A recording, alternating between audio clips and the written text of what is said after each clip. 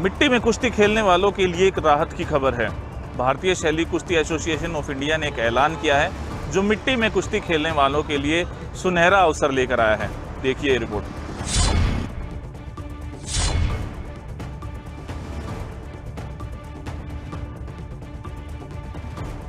भारतीय शैली कुश्ती एसोसिएशन ऑफ इंडिया मिट्टी में कुश्ती खेलने वालों के लिए सुनहरा मौका लेकर आई है।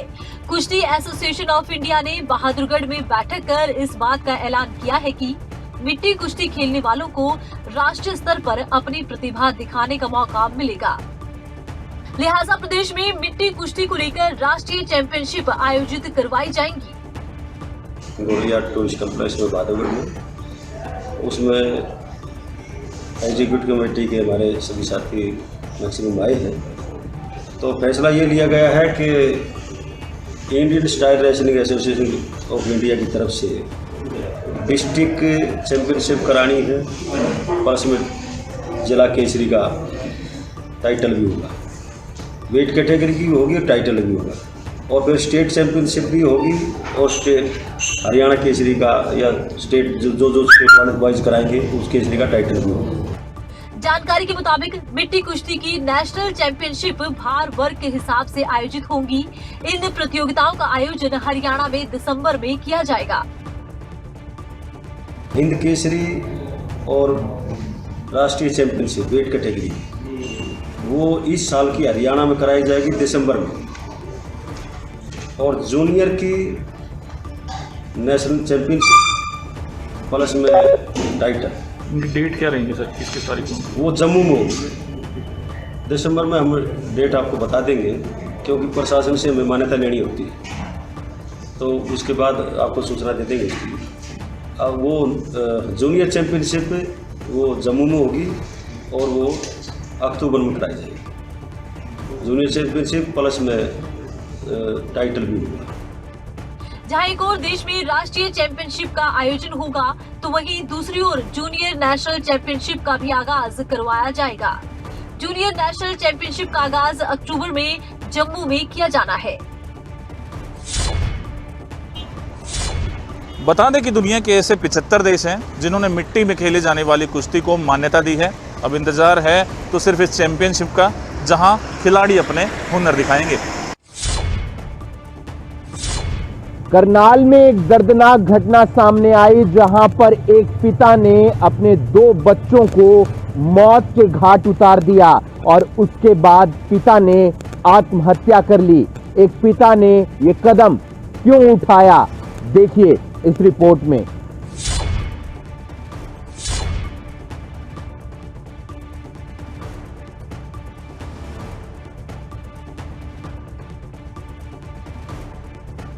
करनाल में घर के बाहर खड़ी ये भीड़ मातम के लिए इकट्ठा हुई है।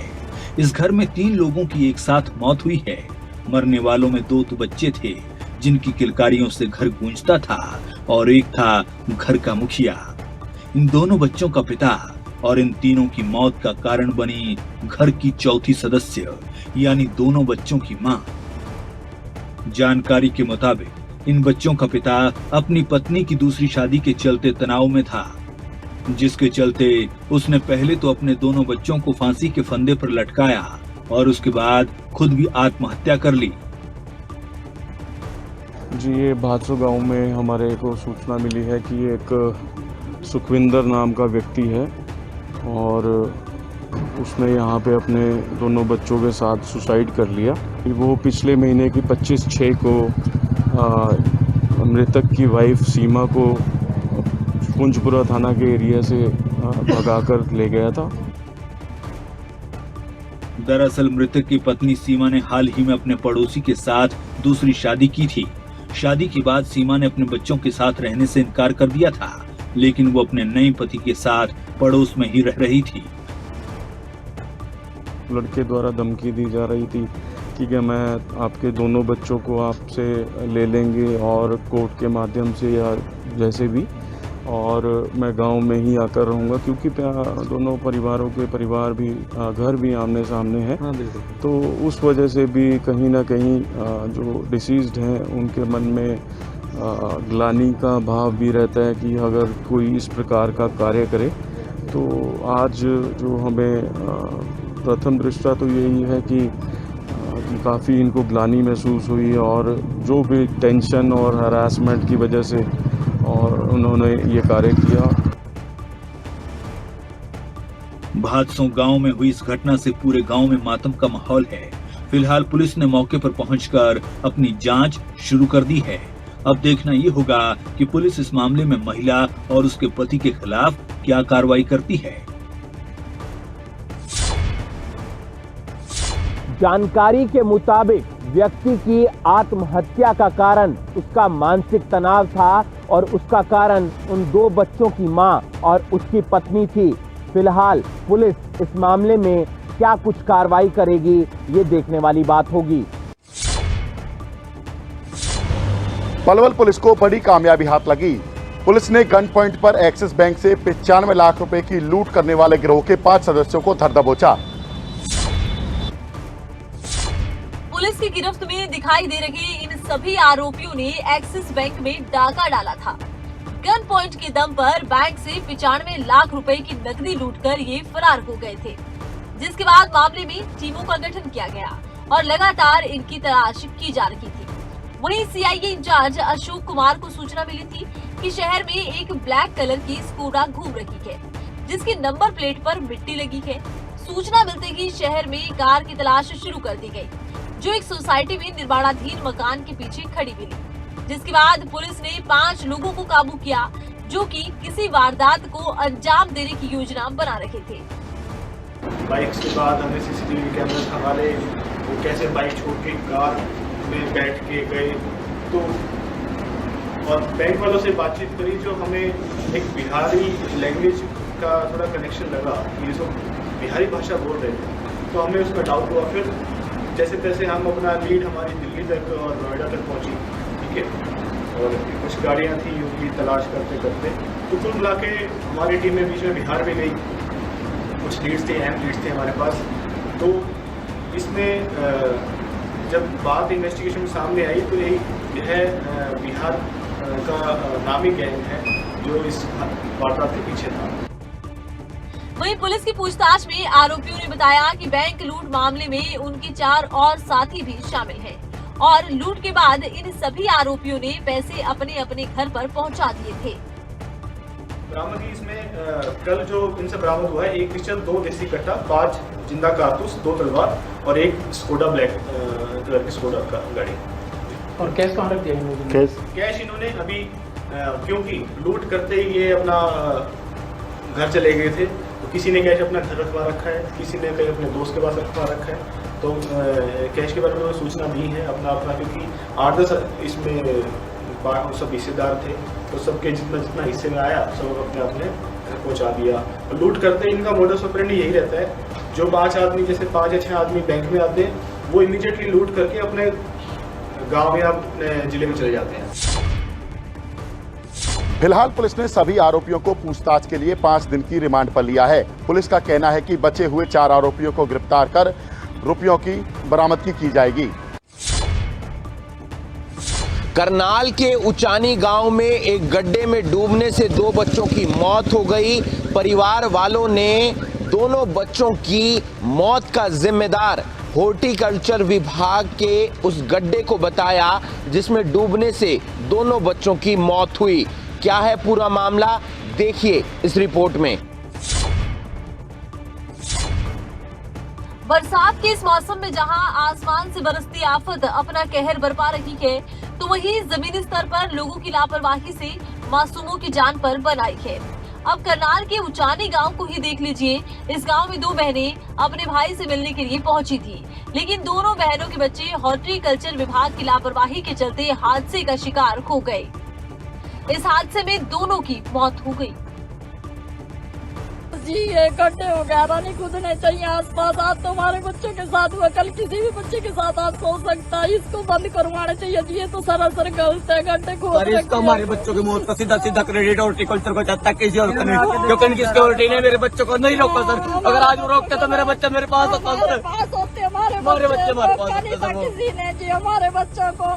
सब बच्चे आते लेडीजों की पाबंदी लगाते, बच्चों पर भी लगानी चाहिए सर जी पाबंदी। जब ये अमरूद या नाशपाती तोड़ने तक बच्चों को डांटते हैं तो उनको कैसे यहाँ तक आने देते? सर आप देखो कितनी दूर गाँव और कितनी दूर इस रोड। सर जी लगा रखा यहाँ पे, उनकी तो गलती है सर जी, सरासर गलती है, उनको तो मना करना चाहिए। मासूम बच्चे को क्या जानते हैं। मिली जानकारी के मुताबिक करनाल के उचानी गांव में हॉर्टिकल्चर विभाग का दफ्तर है। दफ्तर के पास ही विभाग की ओर से एक गड्ढा खोदा गया था। इस गड्ढे में बरसात का पानी जमा हो गया। दोनों बच्चे खेलते खेलते इस गड्ढे में डूब गए। इससे सूचना मिली थी हमें कि वहाँ एक गड्ढा है, उसमें डूबने से 2 बच्चों की डेथ हो गई है। तो उसके बाद उनके परिजन अभी आ गए हैं और वो जो भी स्टेटमेंट देते हैं उसके अकॉर्डिंग पोस्टमार्टम करवा के आगे कार्रवाई की जाएगी। किनकी डिपार्टमेंट था वो, किस डिपार्टमेंट में था? वो हॉर्टिकल्चर यूनिवर्सिटी की जो एग्रीकल्चर लैंड है, वो जो एक्सपेरिमेंट या अपना बीज तैयार करते हैं, काफ़ी एकड़ उनकी ज़मीन है, वहाँ का घटनास्थल। तो उस खड्डे को कवर नहीं किया हुआ था? अभी उस खड्डे के बारे में क्यों खोदा गया या कवर क्यों नहीं किया गया उसके बारे में हॉर्टिकल्चर से आए हुए हैं, तो लापरवाही है, अभी उनसे बातचीत की जा रही है, वो बताएंगे। तो वहीं इस पूरे मामले को लेकर हॉर्टिकल्चर विभाग ने अपनी सफाई पेश की। वो तो रोकते हैं, वो तो रोकते हैं जी, बच्चे डेली रोकते हैं वहाँ। इतने बच्चे यहाँ ऑफिस में ड्यूटी थी मेरी। तो यहाँ और किसकी ड्यूटी होती है? वहाँ किसी की ड्यूटी नहीं होती गहरे खड्डे के पास? गड्ढे के पास किसकी ड्यूटी होती है? तो वहाँ बोर्ड तो लगाया होता कम से कम कि यहाँ गहरा खड्डा खोदा हुआ है। बच्चे डेली यहाँ पे डेली आते ना, इतने बच्चे जा रहे हैं, अपने बच्चों को क्यों नहीं रोका? क्यों नहीं रोकते? डेली रोकते हैं, कल भी रोके दे, कल भी रोके दे। अक्सर गड्ढे लोगों की मौत का कारण बन बैठते हैं। ये हादसे कम होने की बजाय लगातार बढ़ते हुए नजर आ रहे हैं। ऐसे में सावधानी बरतने की जरूरत है ताकि ऐसे हादसों पर लगाम लगाई जा सके। हरियाणा में एक बार फिर महामारी अलर्ट सुरक्षित हरियाणा की अवधि को 1 हफ्ते के लिए बढ़ा दिया गया है। हालांकि कुछ राहत भी दी गई हैं, लेकिन मकसद एक ही है कि कोरोना दोबारा से हरियाणा में अपना सिर ना उठा सके। कोरोना की दूसरी लहर का असर थोड़ा कम जरूर हुआ है, लेकिन दूसरी लहर से मचे कहर की दहशत अभी भी बरकरार है। लिहाजा कई राज्य ऐसे हैं जो किसी भी कीमत पर कोताही बरतने को तैयार नहीं। हरियाणा का नाम भी उन्हीं राज्यों में शुमार है। हरियाणा में लॉकडाउन यानी कि सुरक्षित हरियाणा की अवधि को बढ़ाने का ऐलान किया गया। प्रदेश में 2 अगस्त से 9 अगस्त तक के लिए सुरक्षित हरियाणा की अवधि बढ़ा दी गई। 9 अगस्त सुबह 5 बजे तक लॉकडाउन जारी रहेगा। तो वहीं प्रदेश में रात 11 बजे से सुबह 5 बजे तक नाइट कर्फ्यू रहेगा। इस दौरान दुकान, मॉल, रेस्टोरेंट खोलने की अनुमति दी गई है।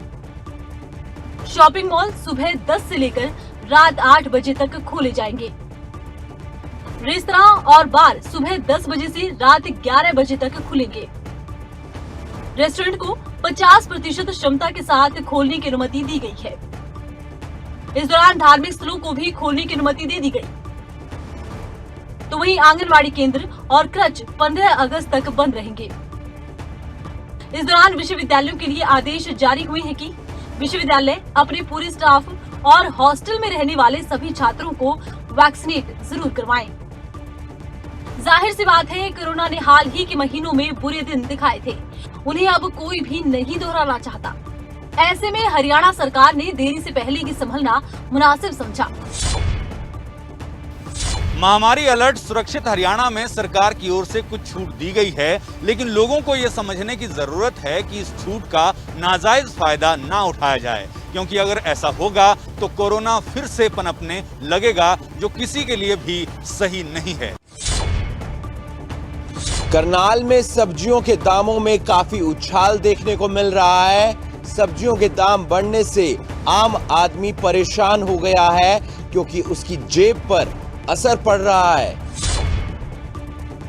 पहाड़ी इलाकों के साथ कई प्रदेशों में चल रही बरसात के बाद जहां लोगों को गर्मी से राहत मिली है, तो वहीं बरसात के कारण करनाल में अब तेजी से बढ़ते सब्जियों के दामों ने आम लोगों की परेशानी को भी बढ़ा दिया है। सब्जी मंडी में सब्जी खरीदने गए लोग अब 10 बार सब्जी खरीदने से पहले सोच रहे हैं। रेट जी पिछले महीने के अभाव में इस महीने 5-10 रुपये किलो बढ़ा है सब सब्जियों का। बढ़ने का कारण ये है कि जो बरसातें गिरी है, बरसात में जो है ज़िम्मेदारों का कम से कम खेत जो है सब्जी खराब हो जाता है जी। कई ज़िम्मेदार तो ऐसे 6-6 किले ज़मीन में गोभी लगा रखी थी, बेचारों के 6-6 किले ज़मीन की गोभी सारी ख़राब हो गई है। अब सामान कम होगा जी तो रेट तो बढ़ेगा ही। बाकी सब्जी का तो मौसम के ऊपर है जी, मौसम ठीक होगा सब्जी का दाम अपने आप ही कम हो जाएगा। हाँ जी, रसोई का बजट तो ज़रूर बिगड़ेगा जी। जिसका सिस्टम 500 रुपये हफ्ते का है और उसका चला जाए 800-900 रुपये हफ्ते का, वो तो बजट तो बिगड़ेगा ही जी। प्याज पहले 20 से 25 था, अब इस टाइम 30 रुपये किलो के लगभग है। आलू 10-12 था जी, तो चलो आलू 12-14 ही है, उतना कोई फ़र्क नहीं पड़ा। बाकी सब्जी हरी सब्जी है, टमाटर जैसे 20 से 25 था, इस टाइम 30 से 40 के बीच में है जी। प्याज तो 30 रुपये किलो बता दिया आपको मैंने। हाँ जी, बाकी हरी सब्जी में भी इजाफा हुआ है रेट में। ये पहले आता था, ये डबल हो गया। सब्जी का, तेल का, बाकी करियाने का, सारे ही इतना हो गया जी, गुजारा करना बड़ा मुश्किल हो गया। पेट्रोल का, सरसों के तेल का, मान ले सब होगा, मतलब हर एक करियाने का भी, हर एक चीज़ सारे इतना हो गया जी, बड़ा गुजारा करना बहुत मुश्किल होगा गरीब आदमी ना। काफ़ी हर चीज़ के रेट बढ़ चुके हैं। टमाटर लेने के लिए 40 रुपये किलो, घिया 40 रुपये किलो, क्या कोई खा सकते हैं? आलू महंगा, हर चीज़ महंगी, सब परेशान है, हर लोग परेशान है। तो का बजट भी, हर चीज़ दालना, घी, तेल, सब चीज़ महंगी है भाई, हर चीज़ महंगी है बेटा। अब कम से कम हो जाए तो बहुत अच्छी बात है सबके लिए। तो वहीं सब्जी विक्रेताओं का कहना है कि बरसात के कारण किसानों के खेतों में खड़ी हुई फसल पूरी तरह से बर्बाद हो चुकी है, जिस कारण सब्जी के दामों में तेजी आई है। ये है कि सबका बजट तो खराब हो रहा है। मंथली पर वीक जो सब्जी 300 की आती थी वो 600 की आ रही है, तो ऑलमोस्ट डबल हो चुका है। ये बारिश कह लो या जो भी रीजंस है, मतलब ऑलमोस्ट डबल हो चुका है। पर है कि ओवरऑल जैसे 300 या 400 का आता था, वो 600 के करीब आता। बिल्कुल 200 रुपये पर वीक का फ़र्क पड़ा हुआ है सारी ओवरऑल सब्जी। तो अभी लास्ट टाइम आए थे तो सब्जी का रेट बहुत ही कम थे, और थोड़ी बरसात की वजह से रेट इतनी हैवी हो चुके हैं कि टमाटर 50 रुपये किलो, सीधा ही 30 रुपये प्रति किलो बढ़ चुका है। और प्याज ले लो या कुछ भी ले लो, तो रेट बहुत ख़राब होता जा रहा है। पेट्रोल लो, डीजल लो, घर के ऑयल लो, हालत बहुत ही ख़राब है। पेट्रोल डीजल के बढ़ते दामों के बाद जिस तरीके से सब्जियों के दामों में वृद्धि हुई है, उससे हर वर्ग परेशान है। बढ़ते दामों का कारण बरसात होना बताया जा रहा है, लेकिन इसका खामियाजा आम आदमी को भुगतना पड़ रहा है। रोहतक के खरावड़ गांव में आज सुबह अचानक ब्लास्ट हो गया, जिसमें एक व्यक्ति गंभीर रूप से घायल हो गया, जिसको इलाज के लिए रोहतक पीजीआई में भर्ती करवाया गया है। रोहतक के गांव खरावड़ में सुबह कुछ ऐसा हुआ जिससे कि हर कोई सहम गया। दरअसल रोज की तरह एक युवक अपने साथियों के साथ सैर पर निकला और रास्ते में उसे एक सफेद रंग की पॉलिथीन दिखाई दी। उसने जैसे ही पॉलिथीन को उठाया तभी जोरदार धमाका हुआ, जिससे युवक गंभीर रूप से घायल हो गया। गंभीर हालत में युवक को रोहतक पीजीआई ले जाया गया। बताया जा रहा है कि ब्लास्ट इतना जबरदस्त था कि मानो ट्रक के टायर फट गए हों। वहीं घटना के तुरंत बाद ही पुलिस मौके पर पहुंची और एफएसएल की टीम ने भी जांच शुरू की। में गए हुए थे, वहाँ पर उन्होंने कोई प्लास्टिक का ऑब्जेक्ट देखा। एक व्यक्ति ने उसको लिफ्ट करने की कोशिश करी और वहाँ पर एक एक्सप्लोजन हुआ, जिसमें उस व्यक्ति के मुंह पे, हाथ पे काफ़ी चोटें आई हैं। वो अभी पीजीआई रोहतक में अपना ट्रीटमेंट करवा रहे हैं। अभी उनकी हालत ठीक बताई जा रही है। उसके बाद से हमारी टीम्स यहाँ पर, सीन ऑफ क्राइम टीम्स, हमारी बॉम्ब डिस्पोजल स्क्वाड टीम्स और बाकी क्राइम की टीम सभी यहाँ पर पहुँची हैं। मौके का हमने निरीक्षण किया है। प्राइमा फेस यही लग रहा है कि ये एक लो इंटेंसिटी एक्सप्लोजन हुआ है। उसमें क्या प्रोडक्ट यूज़ हुई है या क्या किसने किया है, उसके बारे में हमारी इन्वेस्टिगेशन अभी जारी है। एसपी राहुल शर्मा ने बताया है कि घटना की गंभीरता को देखते हुए मौके पर बम निरोधक दस्ता भी बुलाया गया। जांच के दौरान मौके से तार और सेल जैसी संदिग्ध सामग्री बरामद की गई है। वहीं केंद्रीय जांच एजेंसियों से भी संपर्क किया गया है। मौके पे हमें कुछ वायर्स और कुछ उस तरह की बैटरी का कवर, उस तरह की चीज़ें मिली हैं, जिनको अभी एविडेंस के तौर पे इकट्ठा किया जा रहा है। और एक बार प्रॉपर एफएसएल की रिपोर्ट आने के बाद ही आगे की कहानी क्लियर होगी कि क्या एग्जैक्टली। फिलहाल मामले में जांच की जा रही है और पता लगाने की कोशिश की जा रही है आखिर ब्लास्ट की वजह क्या है। फिलहाल पुलिस ने जांच क्षेत्र को सील कर दिया है। अब देखना ये होगा कि मामले में क्या कुछ निकलकर सामने आता है। सोनीपत के गांव नहारी में प्राचीन दादा शंभू के मंदिर में चोरों ने सेंध लगा दी। वहीं मंदिर के दान पत्र और अन्य सामान पर चोर हाथ साफ कर गए। वहीं चोरी की पूरी वारदात मंदिर में लगे सीसीटीवी कैमरे में कैद हो गई। सोनीपत में चोरों के हौसले बुलंद हैं। हर दिन चोरी की घटनाएं बढ़ती ही जा रही हैं। अब ताजा मामला गांव नहरी से सामने आया, जहां प्राचीन शंभू मंदिर में दान पात्र समेत सामान चोरी हो गया। हालांकि ये पूरी घटना मंदिर में लगे सीसीटीवी कैमरे में कैद हो गई, जिसमें साफ तौर पर देखा जा सकता है कि चोर करीब 32 मिनट में 5 बार दान पात्र लेकर जाने के लिए अंदर बाहर जाते दिखाई दिए। तो वहीं मंदिर में पहुंचे ग्रामीणों ने चोरी की इस वारदात की जानकारी पुलिस को दी। हमारे गांव में दादा शंभू का प्राचीन मंदिर है। मंगलवार की रात इस मंदिर में चोरी हो गई। चोरों ने दान पात्रों को चुरा लिया और उसकी धनराशि को निकाल करके दान पात्रों को खेतों में फेंक गए। इस घटना से गांव के नागरिकों में, क्षेत्र की जनता में, साधु समाज में बहुत रोष है। 2019 में भी मंदिर में चोरी की घटना हुई थी। उस घटना का आज तक कोई समाधान नहीं निकल पाया है। बार बार घटना से, चोरी की घटना से क्षेत्र के लोगों में, ग्रामीणों में रोष है। इसका अतिशीघ्र पुलिस प्रशासन समाधान निकले, चोरों को गिरफ्तार करे, उनको उचित और कार्रवाई करे। वही मामले में जांच अधिकारी विजेंद्र कुमार ने बताया कि गांव के मंदिर में चोरी की सूचना मिली थी, जिसके बाद मौके पर पहुंचकर सीसीटीवी फुटेज चेक किया गया, जिसमें चोर हेलमेट पहने चोरी करता नजर आ रहा है। इसमें नारी गांव में मंदिर का मामला है, उसमें CCTNS के उस पर पर्चा दर्ज कर दिया और जांच शुरू कर दी। फिलहाल पुलिस ने शिकायत के बाद मामला दर्ज कर लिया है। देखना अब यही होगा कि इस मामले में पुलिस आरोपियों तक कब तक पहुंचती है और क्या कुछ खुलासा करती है।